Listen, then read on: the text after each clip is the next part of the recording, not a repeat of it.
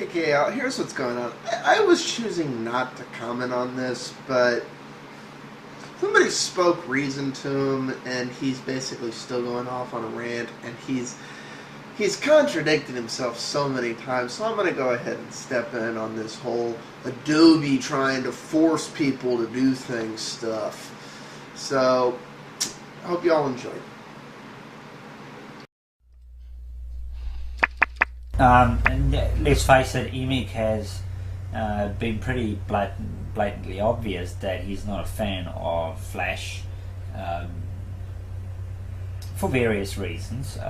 We won't get too much into it, but in saying that, maybe some things that Adobe has done on Flash is wrong and doesn't run that well on the Mac, but again, there are many solutions that many things that Flash can do. Okay, and this is not a hateful response. This is just an intelligent conversation between two people. And he says there's many things you can do, but they haven't done them, man. They haven't done them yet. We're still waiting on them to do them. Everybody keeps saying, well, they can do this and they can do that, and they're promising magic with 10.1. Apple asked Adobe to make a good version of Mobile Flash a while ago, and they ignore them. Okay, that's the first thing. Yeah, at one point Apple did do that, and Adobe dedicated some resources to that. And Adobe, modified Flashlight a little bit, and, tried to make Apple happy, and basically, Apple kept coming up with nitpicky things to reject it. And they weren't going to be happy, and they were never going to be happy until Adobe completely and totally redid their whole business to deal with this little company that doesn't even have a 10% market share. Yeah, they're big in the iPhone and the mobile market, but overall, in the grand scheme of things, Apple is not this overwhelming large company that they try and sell themselves to. And Adobe doesn't tell Apple how to do their business. They just say, this is how we do our business. And Apple didn't want to put up with that. They're like, no, we control you. You must do what we do. The reason that whole falling out happened was really entirely on Apple's part. Adobe got tired of dedicating resources and jumping through hoops to something that was 50-50 whether or not it was ever going to happen. So I said, you know what, when y'all are serious, come back to us.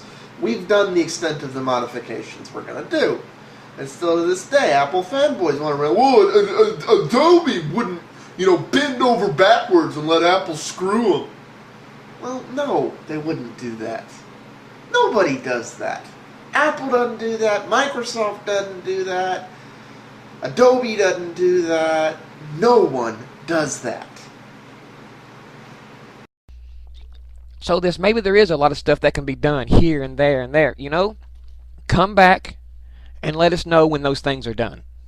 That is just not really achievable in HTML5 or HTML for that matter. So okay, I'm not arguing that. I'm not arguing that everything you can do in Flash can be done in HTML5, but everything you can do on... Well, to be honest, he kind of is. First off, I'm a big fan of HTML5, but I'm a big supporter of the fact that HTML5 won't do anything. What HTML5 will replace is things like navigation menus with the canvas element. It'll replace on-demand content, because you'll be able to embed the video directly. But I have yet to see any implementation or any way to implement HTML5 code where you can do live video. I'm sorry, streaming is still going to be Flash. Streaming video is going to be Flash in some form or another. And the device not having it means you need an application, which means most content producers are going to be incorporating a whole new level of DRM, which is just going to make things so fun, into things that wouldn't come along with Flash. Now, not to say Flash doesn't have DRM, it's just it's a different can of worms of DRM than the type of stuff that would be being added into apps. And second off, this whole dang thing about Apple unilaterally deciding to say, No, cross compilers aren't allowed. Has absolutely nothing to do with Flash being on the iPhone/iPad OS. Not a goddamn thing. What this is about is an ultimatum to developers to say, support our camp or hit the road. And I'm not sure that's the smartest thing for Apple to do. I mean, here's the basic scenario going on here right now. What Apple has said is, developers, we don't want you to develop for the iPhone anymore. And people are saying that's not what they've said. That's not what they've said at all. They've just said you can only develop using our thing. Okay, here's the problem with that.